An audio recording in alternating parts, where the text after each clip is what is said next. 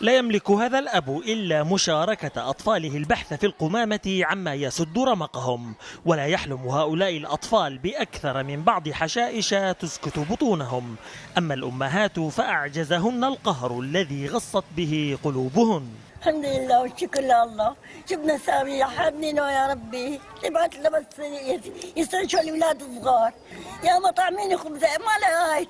هذا ما آل إليه حال الأهالي في معظمية الشام بريف دمشق، وهذا ما قرر النظام أن يذيقهم إياه في هذا الجزء من مسلسل الموت والجوع. يا أخي شو اللي بيساووها؟ الله وكيلك، لا غاز لا كهرباء لا مازوت لا يعني أكل ما فيه. في جزء سابق من القصة يدخل إعلام النظام إلى المدينة المحاصرة ليروج نجاحا منقطع النظير تحققه الهدنة، مما يجعلها مثالا يحتذى في تعميم تجربة المصالحات.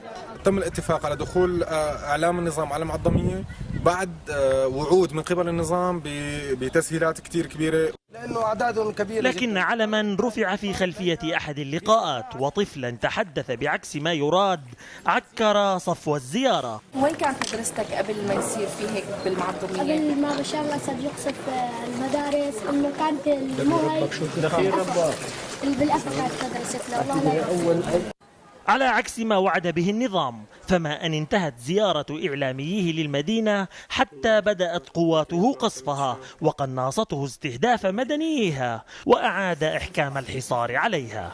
نحن رغيف الخبز عم يقسطوا لأطفالنا والبسكوتة ويرموها بالأرض ويدعسوا عليها، وأنا مريضة سكري ضغط وقلب وشرايين، ممنوع الدواء عني، ما عندي حبة.